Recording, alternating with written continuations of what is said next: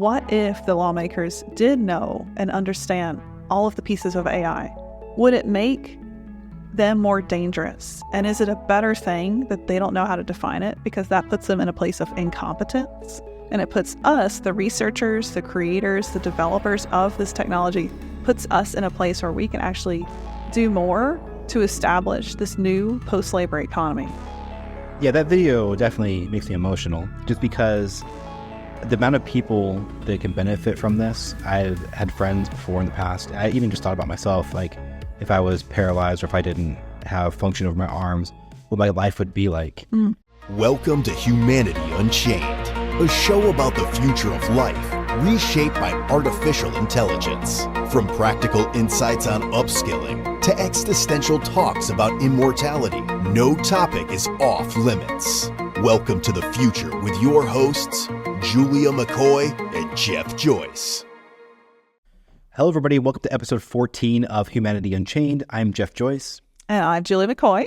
We're here today to talk about a ton of AI stuff, and we definitely missed you, and we're glad to be doing this again. We're here in a conference room in what we'd like to call Continental or Humanity Unchained HQ for now. Yes. Much like Jeff Bezos started in his garage. Right. It's a fantastic little space, though. Allows us to really co-work and get a lot done. So I want to go ahead and talk about and start off with Neuralink. And we do have a YouTube video. It was like using the force on a cursor.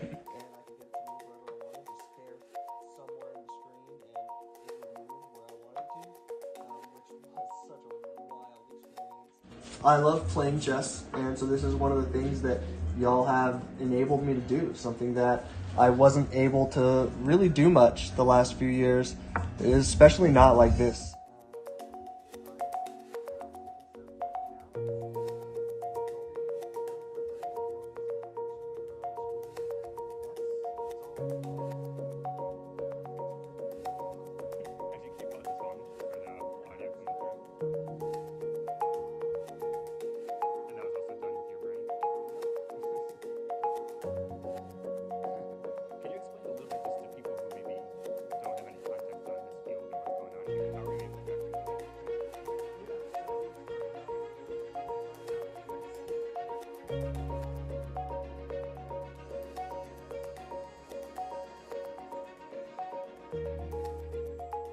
It's not perfect. I would say that we have run into some issues.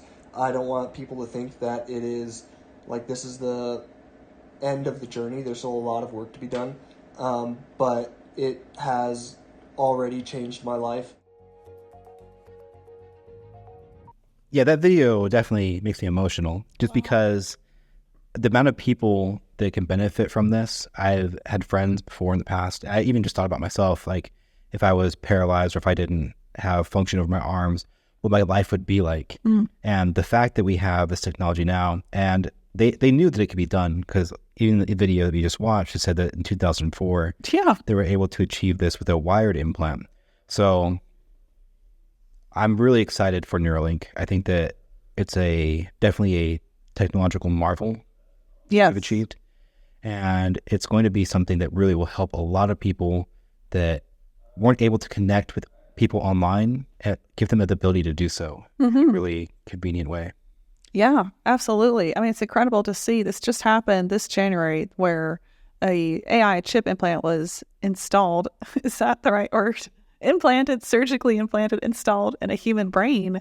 And now we're seeing the results here in March, end of March, the actual full recovery of this patient and the use of the device to where he can control these chess pieces on the computer without moving a mouse. It's crazy, Jeff. I was thinking last night, couldn't sleep thinking about all of this.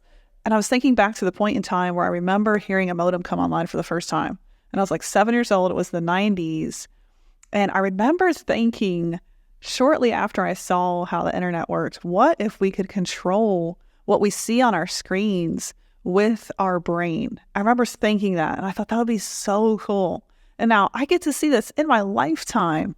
Like, that blows my mind that we're here and we can actually see this come to life, where we can watch these people tell us how it feels to control a computer with their brain. So just thinking about that is absolutely mind-blowing. And seeing it happen, I've seen a lot of headlines where I think the news grabs onto anything that's negative for the sake of viewership.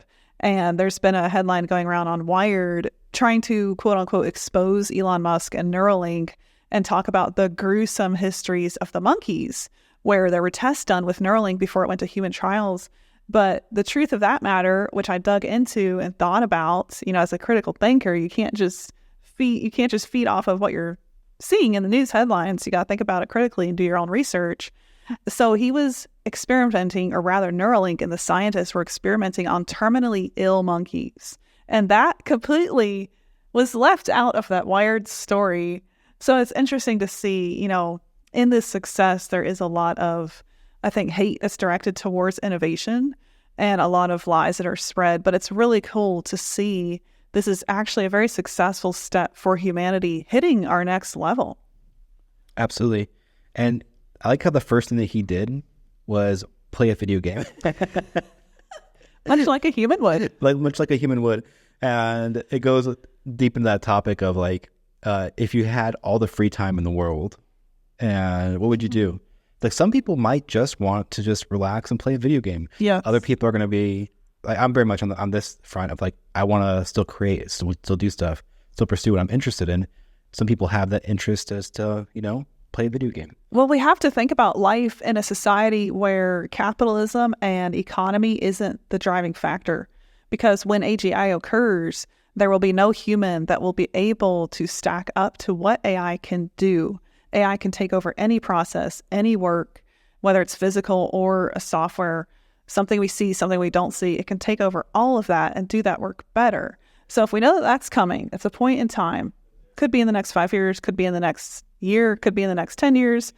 It's hard to predict, but a lot of experts say it'll happen by 2030. So if we're headed towards that direction, we need to think about what brings us meaning and what is meaningful work. And if you study old societies, which I have, just to see, is there a pattern here that humanity can replicate? Did you know Sparta had a rule in their, you could call it economy, but that's all it was called. It was people in that city.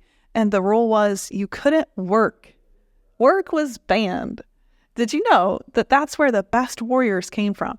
So you know what they were doing instead of working? They were playing, they were goofing around, and they were training to be their best. And so that state of rest actually produced some of the world's best warriors. What do you know? So we're headed towards a place where AI can do all the work we didn't want to do anyway. A Gallup poll in 2017 found that 85% of people that work hate their jobs. There's no meaning in this life for a lot of people. That's sad. And I think that AI and breakthroughs like Neuralink can really replace that mundane for us and give us the path to a more meaningful life. We've seen a lot of instances and studies come out with how important rest is for just retaining information and actually learning something. I forget the exact numbers, but it was talking about how your brain learns by repetition. So when you do something, and you actually, like, say you're learning to play guitar. If you play 15 minutes of guitar and then you stop for 15 minutes, your brain will repeat what it just did. Wow. A certain number of times to try to ingrain it inside of yourself. So it's important to take breaks to try to digest information. And it's another reason why sleep is so important. And the consecutive days you actually practice something to become an expert, it's very important to rest in between those times, allow your body to internalize everything. No wonder Sparta had the best warriors. Yep. All play and no work makes Jack a good warrior? I guess so. It doesn't rhyme. That leads us right into our next topic, I think. Tesla ready to use humanoid robots to produce electric cars. Do you want to go and kick this one off? Yes. So Elon Musk, who is, quite the visionary, always forward-thinking, one of the most forward-thinking people of our times, he always looks ahead. And I think that's something we can look to him for, is what is he looking ahead to so that we can look in that direction as well.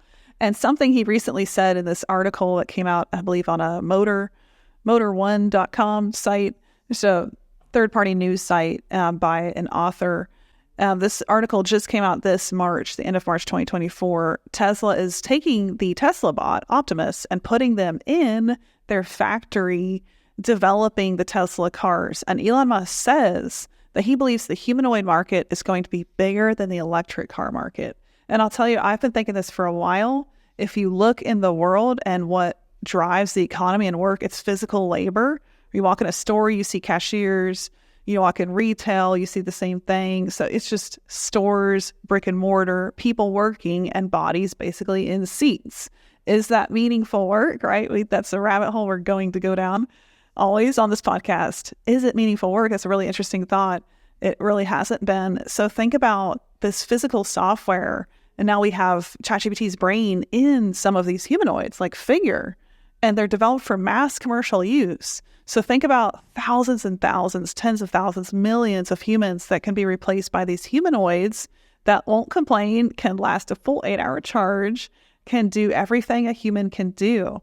So if you think about that, I think the possibilities of that whole entire thing as a market, humanoids, is going to be incredible. We're going to see that drive a lot of the switch from human to AI to bring us into a post-labor economy where AI is doing the labor. So Elon Musk, as the visionary he is seeing that by saying publicly here recently that the humanoid market is going to be a bigger one and more of a priority for Tesla than electric cars.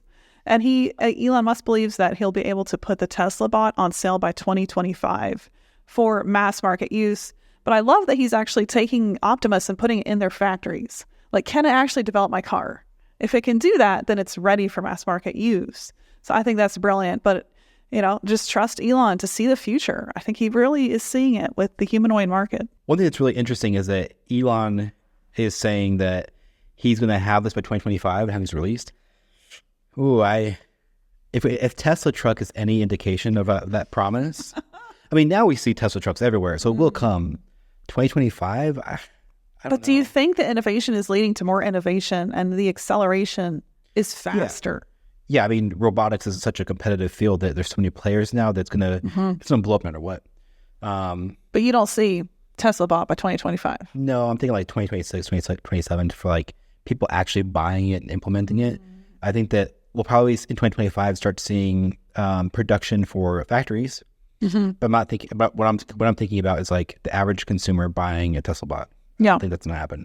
I think that there's a difficult hurdle that they need to get through with human perception and how people are willing to let this technology inside their homes.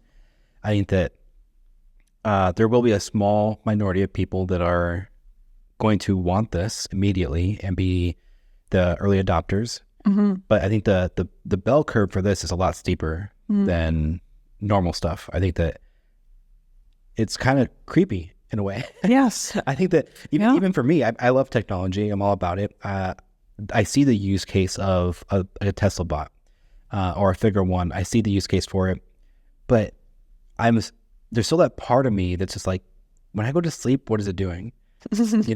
Like what if like a hacker came through and just like, take control of it? Like those are questions, security concerns that I have. And I wouldn't say that I'm paranoid. It's just like these are all possibilities. I feel like they need to do a good, I don't know if I would say PR, but just marketing around. They need to let people know that it's okay to have these and what security measures they took to make everybody safe.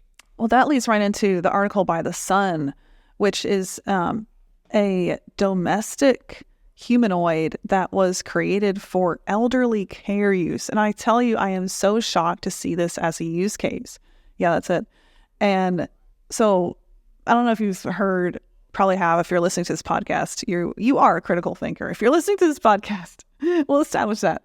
You've probably heard a lot of experts, pros say that the population increase is going to explode and the earth will not handle the billions of people that will be added in the next few decades. That's simply not true.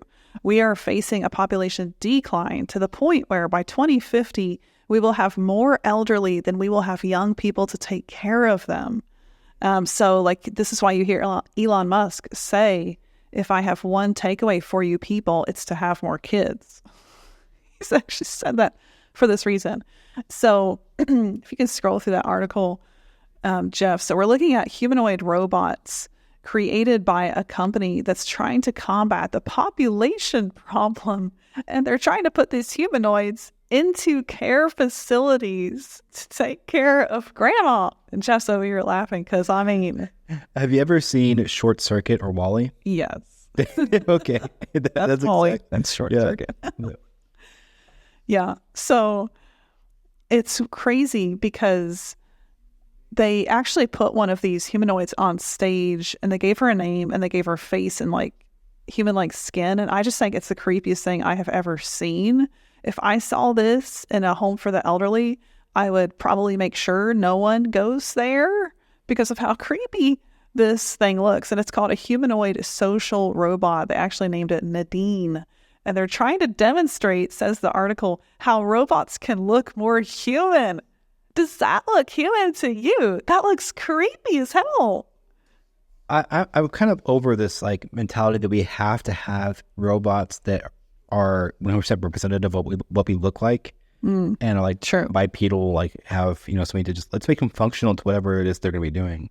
Like if they need to have 4 legs, let them have 4 legs. Like let's make the best robots, not necessarily the one that mirrors us. Like we want to create something in our image. Like, yes, it's a little weird, but that's a good point. And that's something Ray Kurzweil and Peter Diamandis, they envision a future where, let's say a family needs a house and they've outgrown their house. Maybe they have twins on the way. They're like, we've outgrown this apartment. We need a new house. So in a post-labor society where AI is doing the work, not the humans, a corporation that handles the bots can basically summon an army of bots, and it's not going to look like humanoids. It'll look like a 4-legged robot.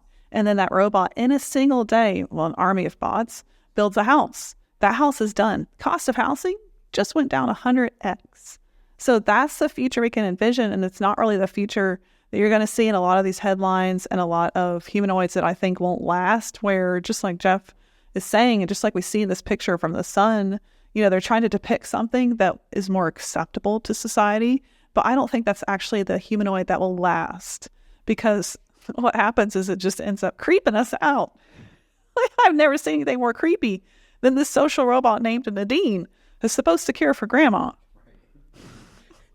The amount of energy that a robot needs to expend in order to stay upright on 2 legs is vastly more than one that like has 4 legs.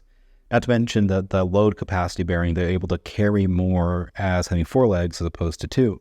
And I think that they're so interested in trying to make it socially acceptable or make people okay with trying to get these humanoids into businesses and healthcare and all sorts of stuff that we're completely overlooking the practical use cases for these robots and what it actually means for transforming the markets. I think that we will see a 4-legged robot with 2 arms sticking out of its back, just lifting stuff up and doing weird stuff, and it looks entirely possible. Very weird, but it's practical.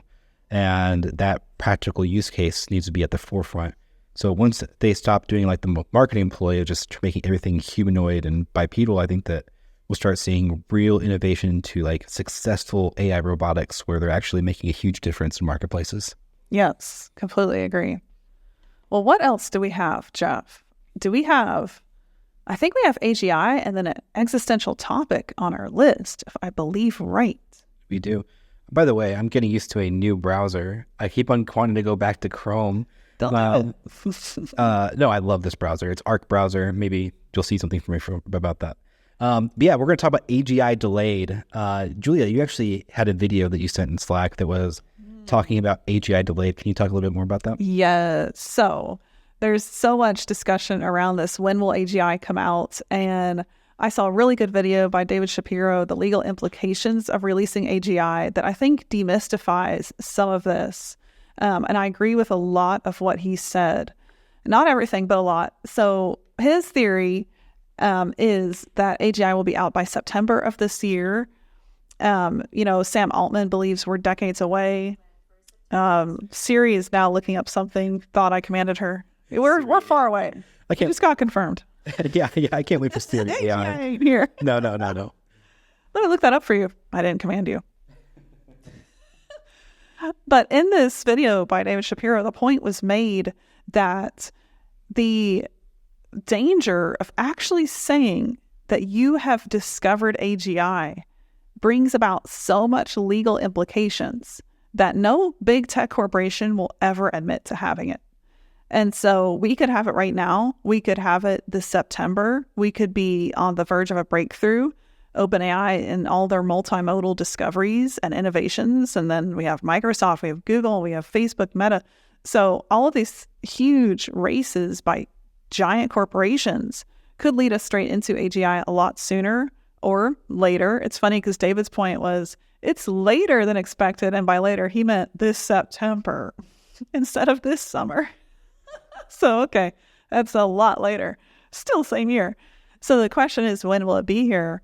And some other thought leaders that I respect that I've been listening and following say that when AGI is here, it will be like a train that just went right past us. We won't even know because it won't slow down to tell us.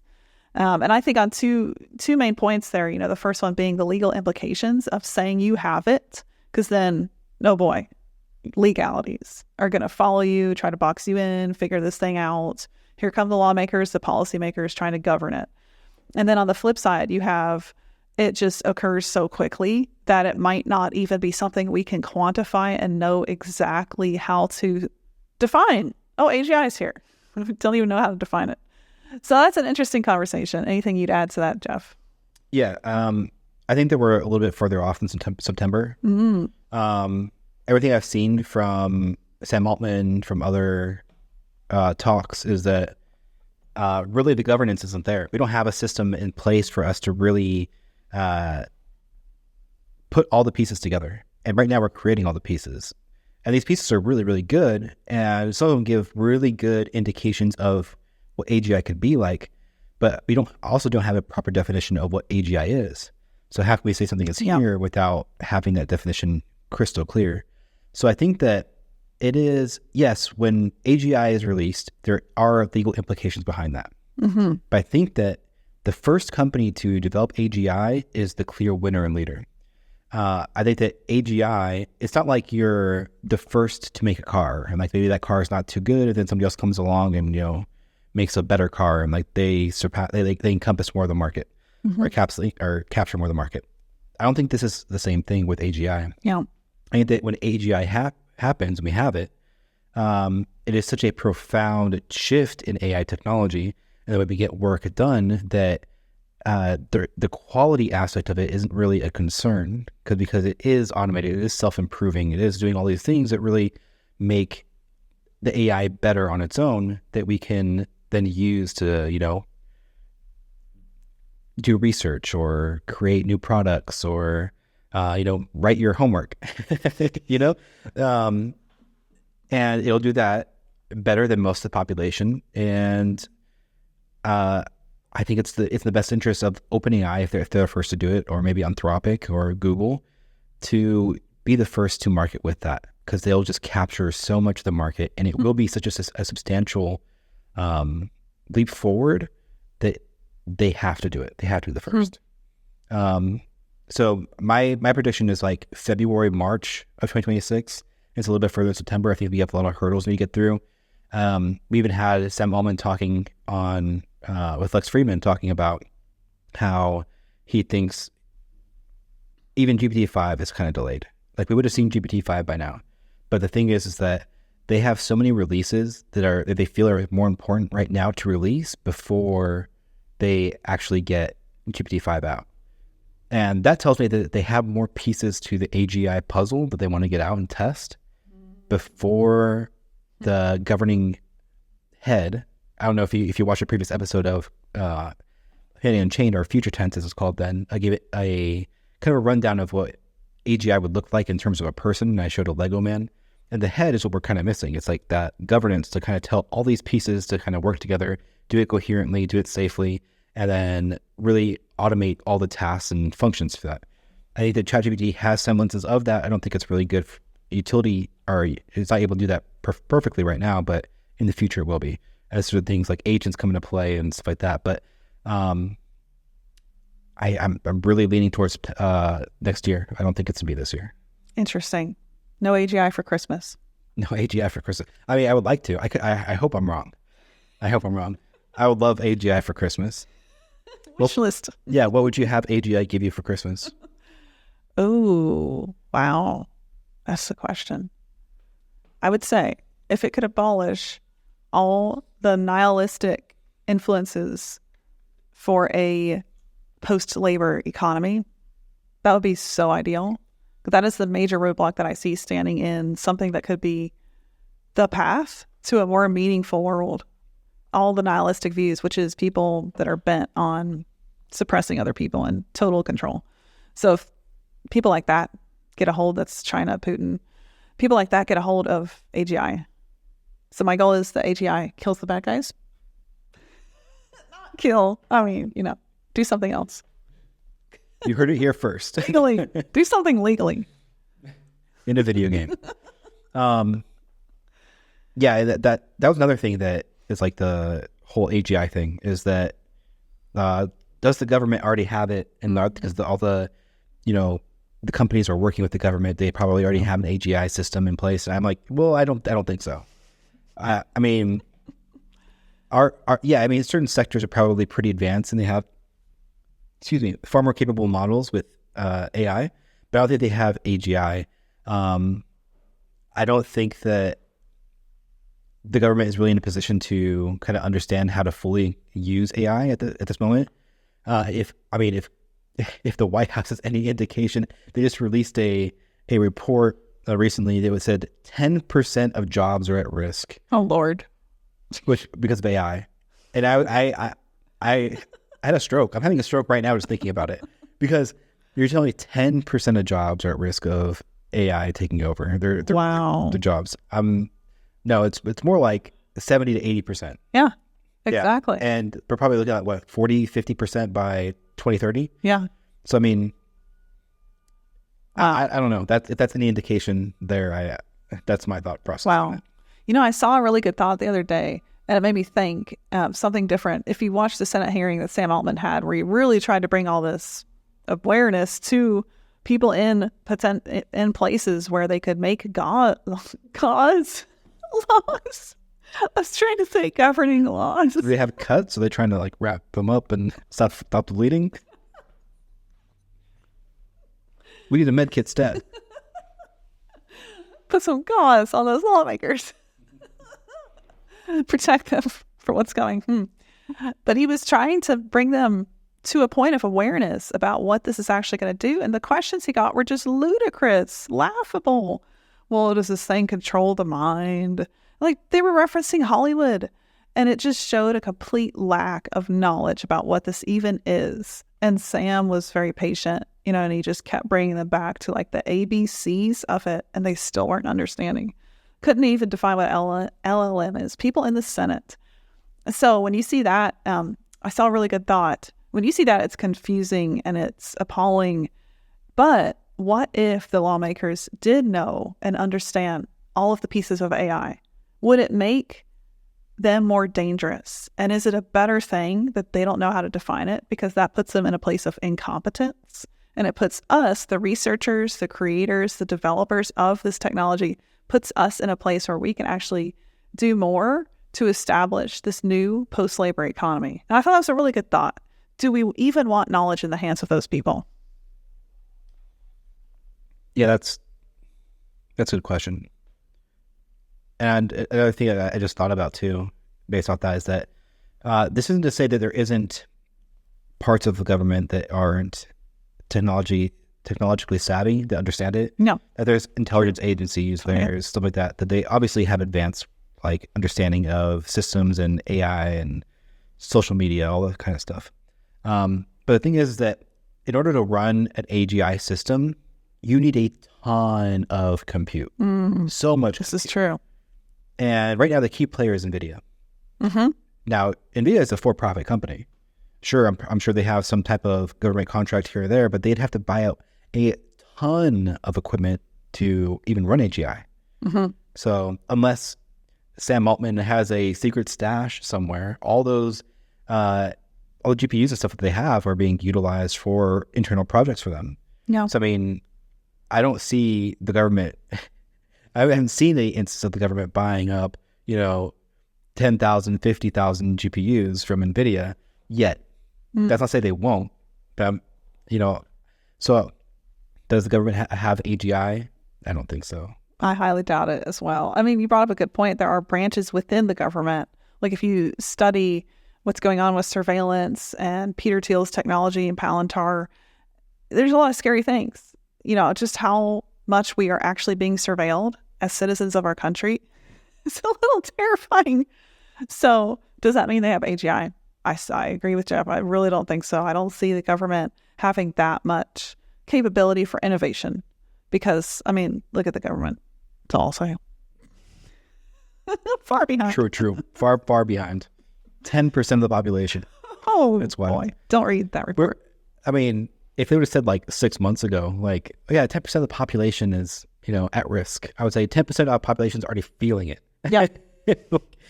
They're already experiencing that slowdown in hiring, jobs being replaced for, AI ML engineers, for, advancements in selling bots and all sorts of stuff. So all industries are experiencing it, and writers especially. I mean, that's one of the main things that when we started Contesco was hey, it's going to replace some writers that are unwilling to upskill and learn a new technology, and that is happening, and it happened and is still happening. Yes, we're a part of that. We're seeing that happen every day. It's really cool to see copywriters adapt, signing up to Contesco, using it.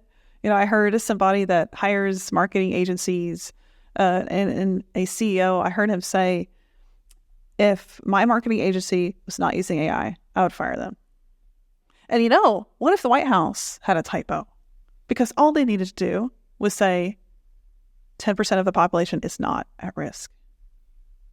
That's correct. That would be correct. They forgot one word, not. Yeah. 3 letters, NOT. We had a discussion of what industries are not at risk. Ooh. And it was surprising because it's when you think about it, athletes, sports, stuff and that you would watch for pleasure, maybe some live musicians, stuff like that. There's certain industries that won't be disrupted as much. Human experiences. Yeah. That's going to be very much a lasting thing. I think even more so in a post-robotics, post-labor economy where AI is doing all the mundane so that we turn to humans for entertainment.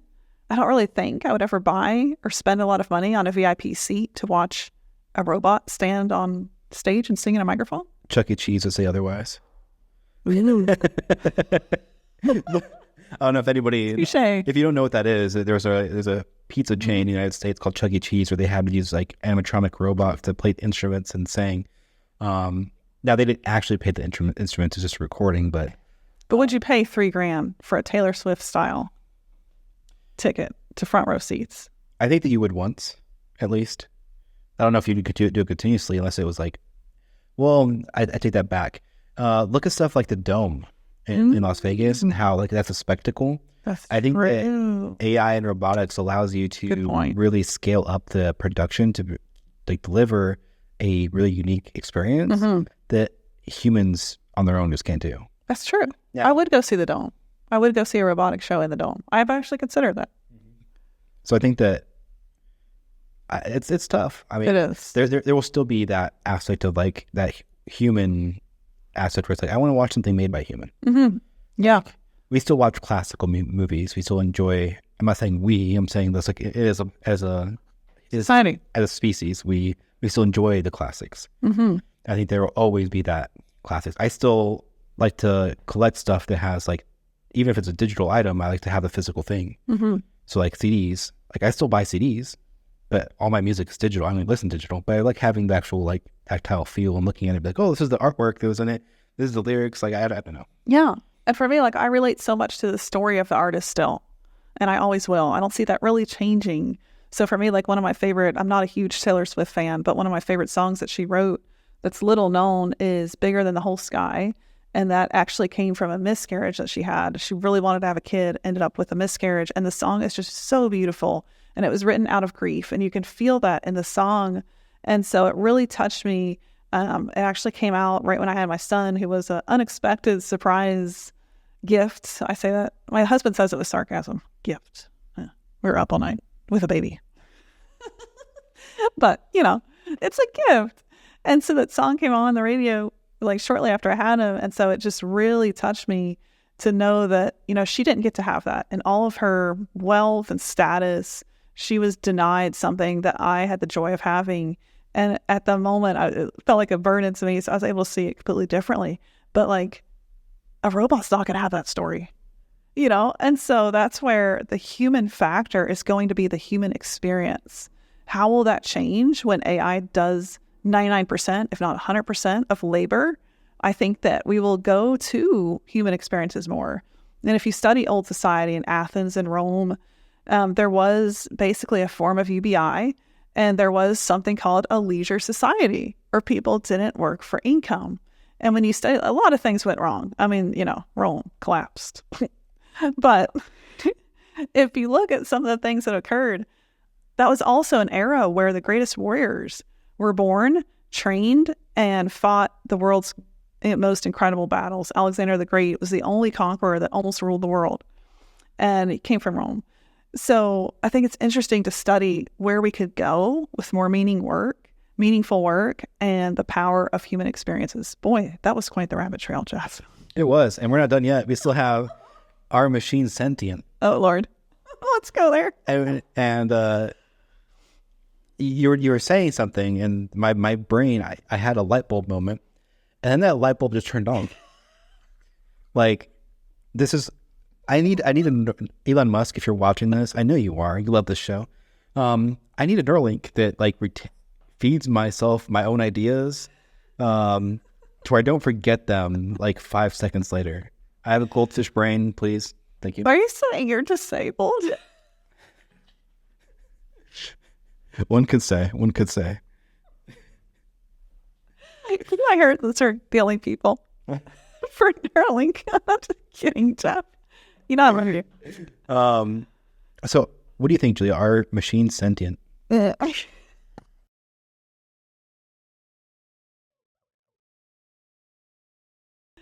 light bulb, Neuralink, disabled conversation. Still on that. We can edit this part and see. This is why you don't live stream. Right. That's a good segue. Are machines sentient? Oh my goodness. So this is something, talk about a light bulb moment. I had a light bulb moment when I was thinking about this, researching it, because the question of consciousness is a really big one. And if you study people like Ray Kurzweil and scientists that have really immersed themselves in the study of computational power, computer science, robotics, they actually avoid the topic of consciousness entirely. In fact, Ray says that we can't quantify consciousness, and if we can't quantify it, therefore there is no conversation around it. That blew my mind that one of the world's most renowned AI scientists said that. He has no answer when it comes to consciousness. So this is where I have some very strong beliefs. I believe that consciousness, sentience, comes from having a soul, and that soul is something we are endowed, we are gifted with at birth, and that soul lives in another realm, and that's why it can't be quantified here in this realm on earth. It's in a spiritual realm, and that soul is given to us by God. And that's why I believe that machines will never be sentient, because that is something that comes from another realm entirely, the supernatural realm. Now, that said, I do believe one thing, that machines will appear to be sentient to a point where it's going to be actually really hard to tell that simulated sentience from real sentience.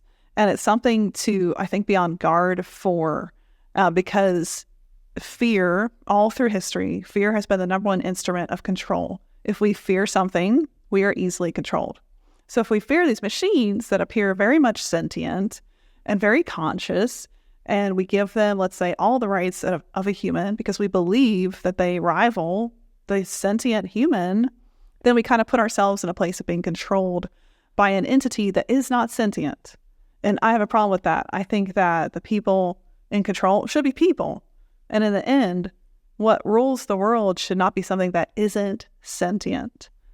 Now, that said, are there people that have worse motives than machines that are agnostic? Absolutely.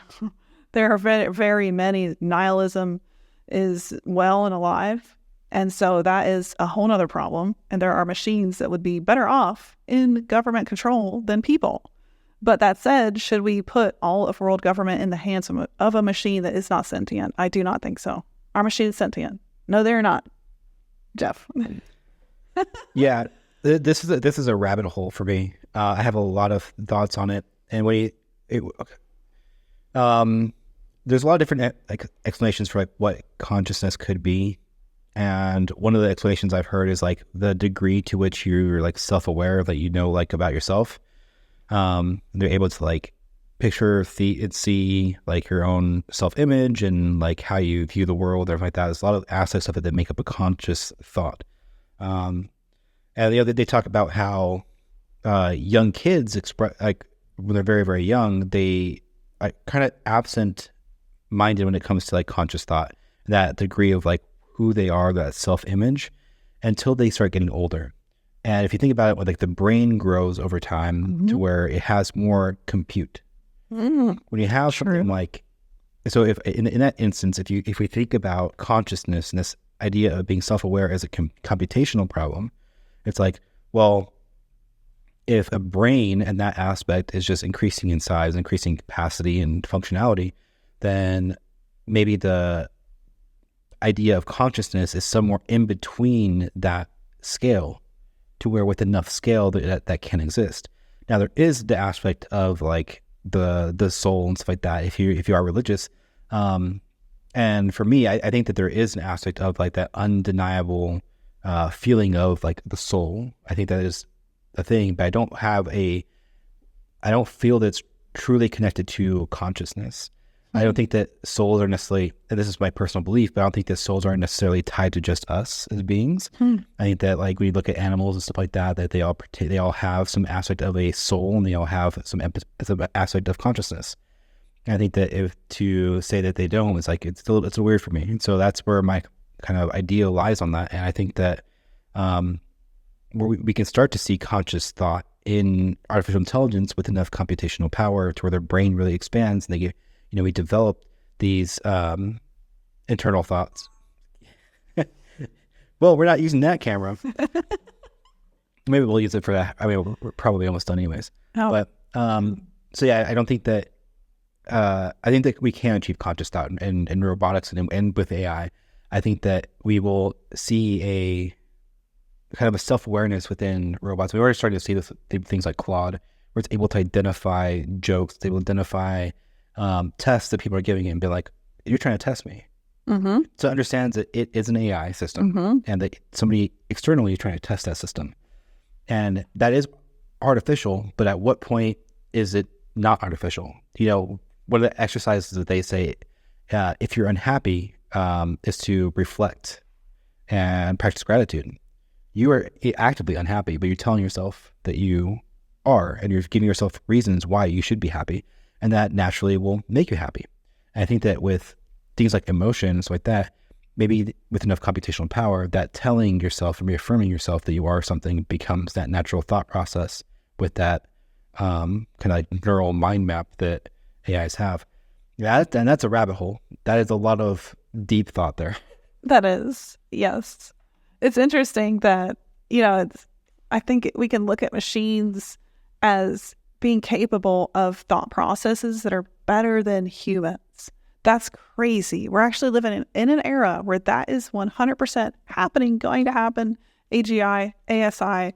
So we're looking at an entity that will actually be smarter than us. So if we're seeing that, I think it's a very natural question. Well, is this thing sentient? Is it self-aware? Does it have consciousness? And I think there's a big difference between human consciousness and machine consciousness. I think the LLMs in and of themselves, they've studied feral children that grew up without language. Well, these children had way less self-awareness, but did they still have a soul? They did. They just didn't know how to express it. So LLMs kind of carry that ingredient that we need to be sentient. But is it sentient? And these are the questions. we will continue to discuss on Humanity Unchained. Yep. Awesome. Awesome show. I think we'll go ahead and end that episode there. Thank you so much for watching. If you are a YouTube listener, I want you to go ahead and go down to the comments and answer the question. Do you think that machines can or will be sentient? Yes. And please leave us your opinion there. Tell us. I'll definitely be reading through those. Yeah, I think that's it. That's a wrap. We will have, we will be recording next week, right? Yes. Yes. We'll have another episode next week on Tuesday for you guys. And yeah, anything else you want to add, Julian? I would say we're bringing on special guests, so you can expect third parties to these conversations that will add a fun ingredient to these questions that Jeff and I like to debate at length. And I really love, bringing in multiple viewpoints, because I think, we're each entitled to our own viewpoints, and it's very healthy to express those different viewpoints and to get these thoughts out there, because the worst thing we could ever do is not talk about this. I think this is probably the most important conversation we could have, is how to prepare for this new world where AI does 100% of the labor. Are these things sentient? What is consciousness? And it's crazy to me that the best computer scientists out there won't even go to these topics. So you can trust that we will, and we'll be bringing special guests starting next week. But yeah, I think that's a wrap, Jeff. We'll see you guys on the next episode. Bye, everybody.